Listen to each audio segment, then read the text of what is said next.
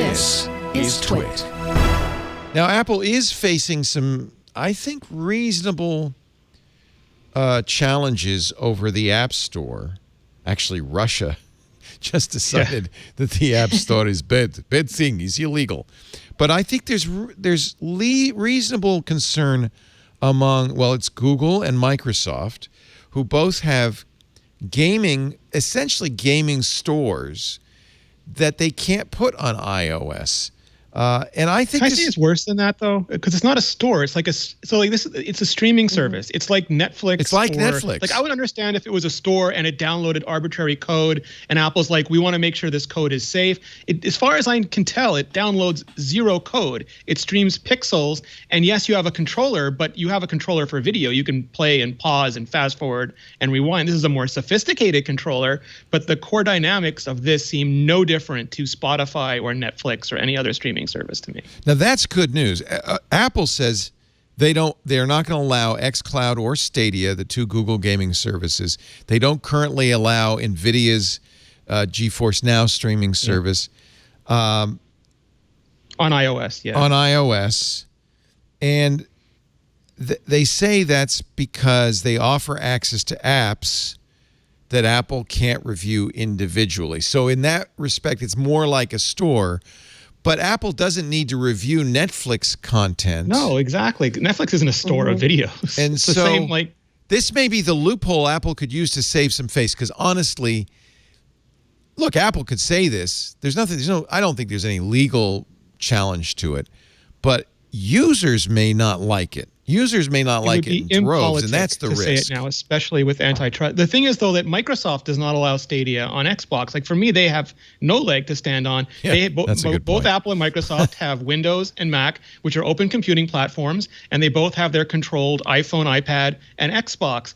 And Google will, to their credit, they will allow all these services on all of their platforms. As long as you have Chrome, you are good to go, or whatever else, like an app, you can do whatever you want. Microsoft wants to yell at Apple, but they will not allow Stadia on Xbox. So I think you can make that a policy, but then just own the policy and take whatever pushback you get from it. The rest feels like sophistry. There is face saving, though. Apple could say, oh, yeah, we thought about it, and it's just streaming. It's not an app. They will, right? Like in 2 weeks of utter like disaster, they'll say, but that's their thing. They're so careful. They think about it. They examine every repercussion. They measure 18 times before they cut. And while they're measuring, they just get excoriated, and rightly so, all over the media. They allow remote access apps, right? Local ones. They have. I don't know if the Set app is now available on iOS. It's apps instead of games, but like that's. I don't think this is going to stand. Yeah, yeah. So we were talking about this today on iOS Today. This is brand new. So Set app's been available for quite a while on the Macintosh. You pay one monthly subscription, and you get a bunch of apps. That's part of it. And they're good. I want to point out, Setup is fantastic. Yeah, there are some amazing, cheesy apps. Amazing apps. They're good apps. Clean My Mac X, iStat Menus, Bartender, Downy. I guess it's still available on the Mac.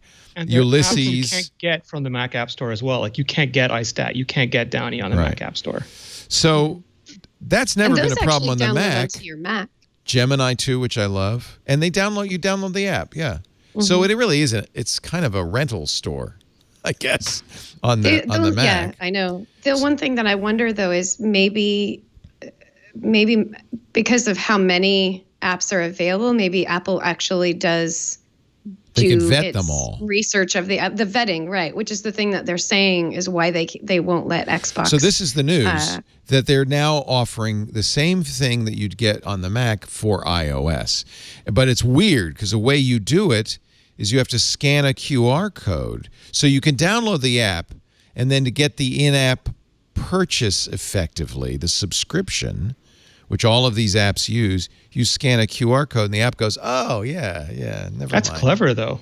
It's clever. It's a direct violation of Apple guidelines. Like, literally. Well, Apple approved it, so... Okay, doesn't mean anything though, because the review one of the biggest problems they have still is that the review process is totally removed, and this was supposed to be fixed. But the reviewers would review something, like reprove something, it would get featured by the editors, and then the higher ups in review go, "Oh no, that really should never have been on the platform. Just remove." I predicted, and I hope I'm wrong, but I predicted on iOS Today that we would not have this app next week to kick around, but it's such a self-own every time. Yeah, but I on the other hand, I really think Apple has no leg to stand on in blocking xCloud and Stadia, and I think xCloud on the iPad is a very exciting proposition. I think there's a lot of users that would like to see that. We don't want to be limited to arcade, and unfortunately, it looks like Apple's saying, well, it could be, in their heads, it competes with arcade, so that's the real reason. Arcade doesn't stream, and like some people are saying it's not going to be a good experience, and Apple doesn't want to have bad experiences. But they never said that, and they put YouTube on a 2G iPhone. Yeah. So I'm not going to take any of that excuse either. It really is interesting. So, and this is, I think, it's a blurred line, because I could see how Apple would say, well, that's an app we can't vet. But it isn't an app. The app is not running on your iPad or your iPhone. Right, yes. It is running on a server. All you're seeing is a streaming view of that app. It's a huge threat to App Store revenue, I think is what it distills down to. Is that the problem? This is, by the way, the future of, I believe, of computing is streaming. Yes. So it's the future of that may else. be why they drew that line in the sand. Go ahead, Andy. I'm sorry. Yeah, this is right. It's not just there are two aspects of this. One of which is that this is an awesome service for people who have an iPad or an iPhone. The ability to run like top tier console apps, console games on your nice little iPad. That is such a benefit to consumers. And the other thing here is that it's exactly right. There is absolutely no reason that Apple has for denying this app. It doesn't compromise the security of the device. It's in terms of not wanting to the user to have a bad experience.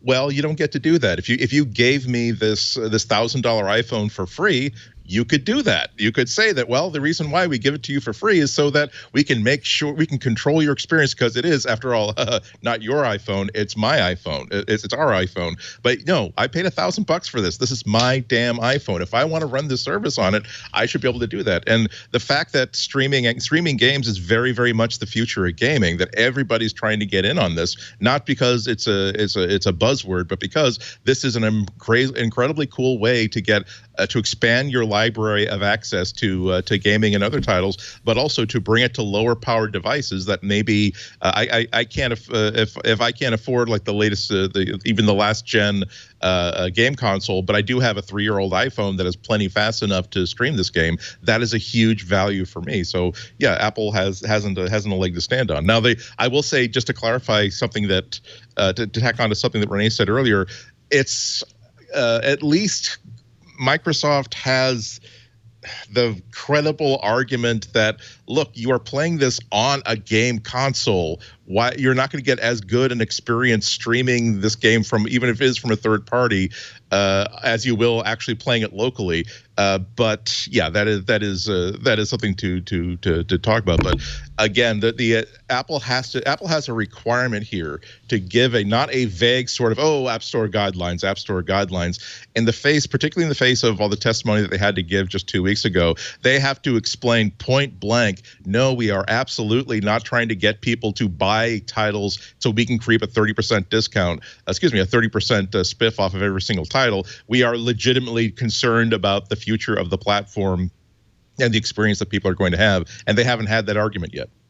Anthony Nielsen's pointing out in our chat room that Apple has Sony's PS4 Remote Play in its App Store, Shadow PC in its App Store. They do effectively the same thing, stream games from other sources. I think those actually stream from like you actually have to. But no, you're right. I think that from your PlayStation. You're right. Yeah. Gardner says, and I think Gardner says it in a nutshell very nicely, Apple's statement they're protecting customers is simply false on its face. This is entirely about protecting Apple's revenue stream. They're not. So I don't think that's true. Like, I think that they would be able to get a deal with Microsoft, with almost anybody, to put the service on. It would be a negotiation. And some people have said they're trying to use this as a bargaining chip to get Windows on ARM licensing for the Silicon Macs. Oh. They're going to hold a line at this until Microsoft agrees to that. And who knows? These companies are huge. What do they want from They're Google? Almost like Game of Thrones. A cut in the amount they give Google for search. But with Apple, mostly when people think it's about money, it ends up being about control, because they don't necessarily care as much about the dollar today as the $300 million tomorrow. And this is a moving to streaming, like you said, with SetApp. I think just like what happened with news and with video and with music, we used to buy CDs. Now we get all the music for $10. We used to buy DVDs. Now we get all the movies for $10. It's going to happen to games. It's going to happen to apps. It's going to fundamentally change the economy of all these mobile platforms. And they just don't seem to want to deal with that right now. Well, we've been talking a lot about this on Windows Weekly, because I'm of the opinion, and we'll see, what happens, that the future of a lot of computing is streaming. So, for instance, I think this is one of the reasons Microsoft has changed the way it does business. Their money was in selling a desktop operating system and selling apps to go on it, Microsoft Office chiefly. That was their entire revenue in the 90s. But that's changing, and I think they see a world in future, especially in business. Business still buys PCs with Windows on it, but ultimately it's turning out to be more of a nightmare than it's worth, between ransomware, failed upgrades, maintenance. All of this stuff is just a pain in the ass. I think what business really wants is, and I think what they will buy in their next computer, it's certainly what we're looking at buying for our editors, is a thin client or a thinner client that's running software in the cloud. That Windows will be running on Microsoft's Azure service. The apps will be on an Azure service. Scott McNeely is finally right. Yeah, the network is the PC. And you'll be renting all of that stuff. That's a much easier management scenario for most small businesses. And more affordable for most people now, given they don't want 3 apps anymore. They want access to 1 million apps and 1,000 games. And the time has finally come, because we have enough bandwidth, and it's reliable enough, I think, to do that. The cloud has proven that, and I think that's the next step in the cloud, is not just data, but cloud as a service, apps as a service. Cloud compute, yeah. So that's my point, and I think you got it right away, Rene, which is this is a battle Apple's fighting right now, because they see a bigger war in the future, which is they're not ready for it right now. At least they're not publicly ready. They don't have these services. Yeah. So, although I have to point out, they could be very ready. Apple Silicon could really make a very attractive thin client with great battery life. The services side, they'd have to be buying Apple it from Arcade Microsoft. Could become a subscription service. It could become a streaming service. Apple's not ready to make Mac OS a streaming service. Yes. Yeah. I mean, the biggest problem is that Apple makes its money off of hardware. And if you're saying that the hardware is now completely insignificant, it is just right. That the ability, one of the most exciting things about having an iPad is the ability to stream not games but stream an instance of Windows. The idea that an iPad will do me just fine for 90% of what I want to do with productivity, but there are still 1 or 2 apps that I would like to still have access to. I will happily spend $10 a month to a streaming service so that I can have a remote Windows desktop where I install all my software on it via an app store. I've virtually downloaded into the machine, and the ability, if Apple now says that not only are you not going to be able to, not only is this a world in which it doesn't really matter if people spend the extra 30%, 40% it would cost to get premium Apple hardware, but also the 30%, buying apps through the App Store is also not going to be important, because I can buy my apps almost anywhere. That is a scary thing for Apple to contemplate, even if you are sitting on that much money. Can you imagine the ad, though? You have 2 kids in the back of a car, and one kid is trying to play xCloud or Stadia, and it's like, it's not streaming. And the kid's like, I downloaded my games on Apple Arcade. That's how Apple should be handling this. Yeah. Make it a competitive product issue and not a policy issue. That's only, and I think we got that statement about review because of oversight. That's a holding action. That's only good for the next few years. The other kid would, if it were commercial for anybody else, the other kid would say, "Oh yeah, well, I only have to get permission from Mom. You have to get permission from Mom and Tim Cook." Tim Cook looks too cuddly. That'd be a hard sell. So this is the germane section of the App Store guidelines. That really is what this is all coming down to. Section 4.2.7, remote desktop clients. And this is what Apple allows and does not allow. If your remote desktop app acts as a mirror of specific software or services, rather than a generic mirror of the host device, like a remote PC would be, it must comply with the following. So this is what Stadia and xCloud have to comply with. The app must only connect to a user-owned host device that is a personal computer or dedicated game console owned by the user. Well, that's why this Sony PlayStation app works, because it's your PlayStation. Both the host device and client must be connected on a local and land-based network. And so strike one. Any software services appearing in the client, i.e. on the iOS device, are fully executed on the host device, rendered on the screen of the host device. What? What if it doesn't have a screen? And may not use APIs or platform features beyond that which is required to stream. So they just don't want to have a hybrid situation where the iPad's running some of the software and the streaming devices. I don't know about the screen thing, because no cloud server has a screen. They're all headless. Yeah, they're all headless. All account creation and management must be initiated from the host device. See, that means you'd have to set Stadia. I guess you could do that. Although I don't know why Apple would insist on that, because they're going to lose their cut. If you bought Stadia through the App Store, they'd get 30% of it. But anyway, they're saying, nope, can't buy it from us. You got to buy it from the host device. Wait a minute, who's the host device? The host? No, the host device is out there, is the cloud. So they're saying it has to be done through Microsoft or Google. The UI appearing on the client, the iOS thing, does not resemble an iOS or App Store view, does not provide a store-like interface, or include the ability to browse, select, or purchase software not already owned or licensed by the user.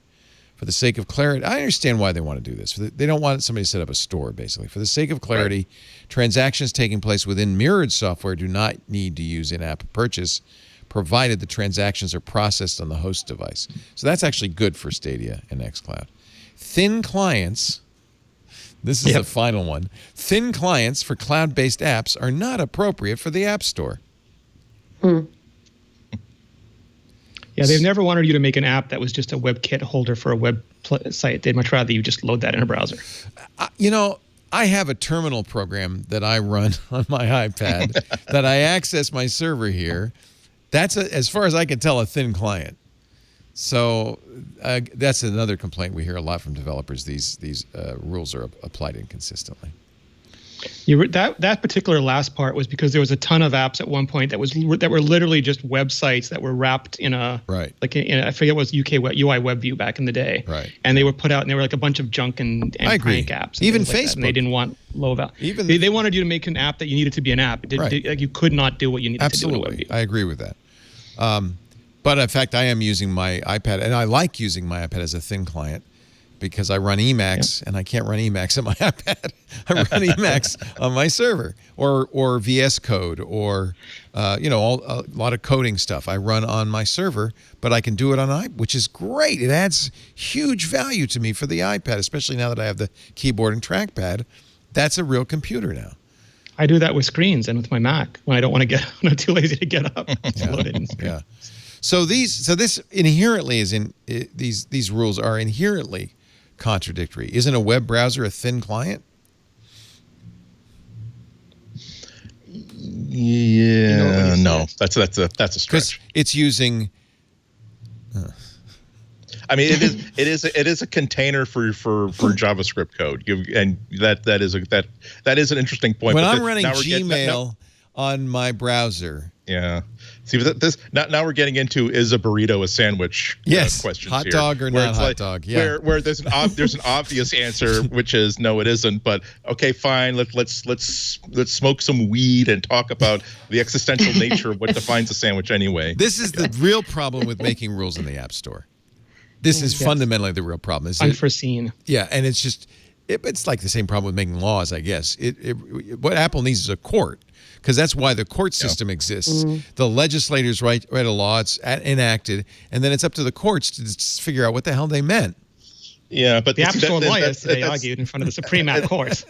But that shows what a blind spot Apple has. That we were all talking about, isn't it nice that Apple announced that that developers now have the ability to sort of appeal a decision, but that was the EU forced them to do that,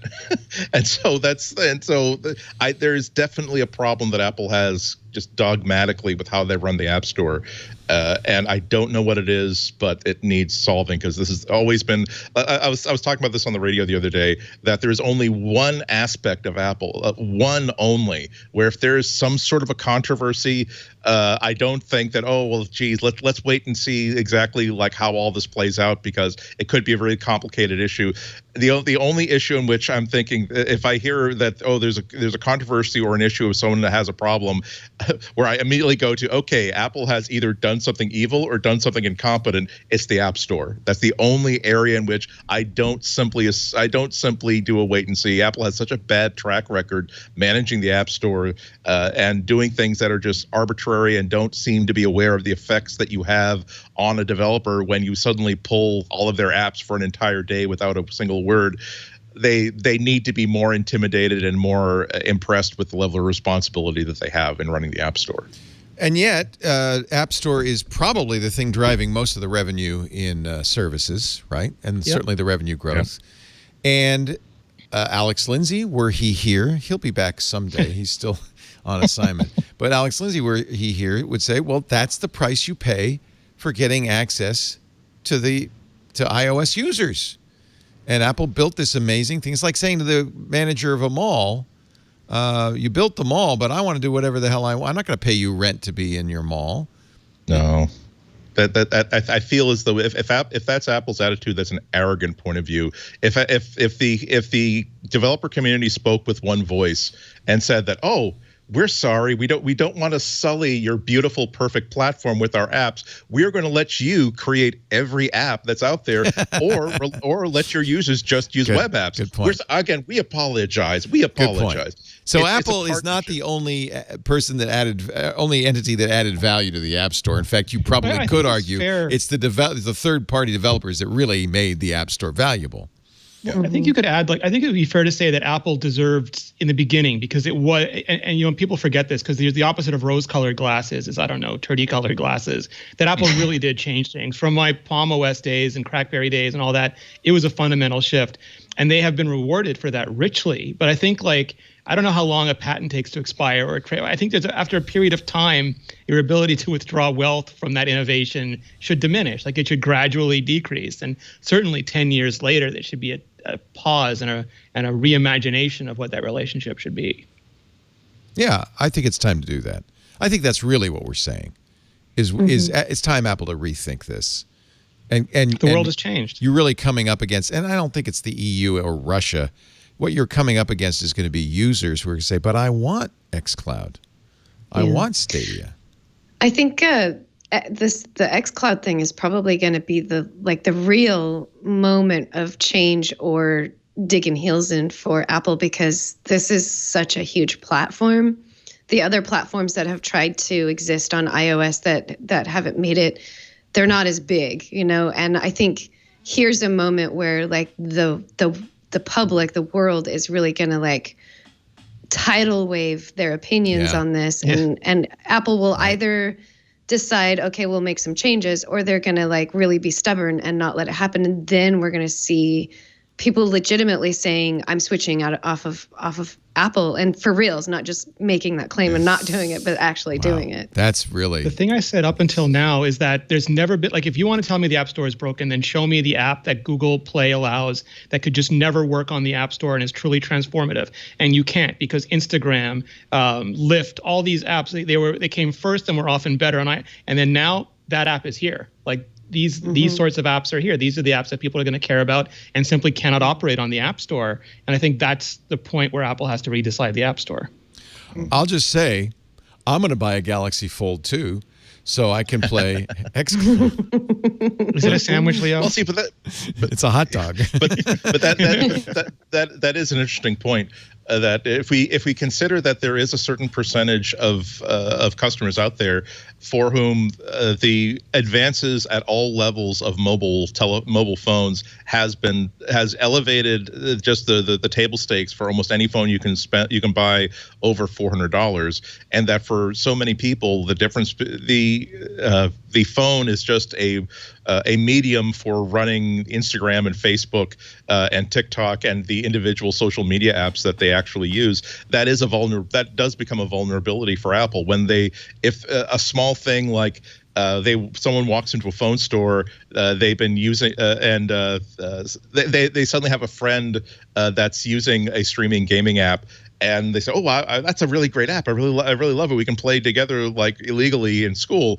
And it's time to buy a new phone, and they realize that for $500 or $600 they can buy phone A that will run that gaming app, phone B made by Apple that does not run that gaming app. And they see them as fundamentally equivalent sort of pieces of hardware.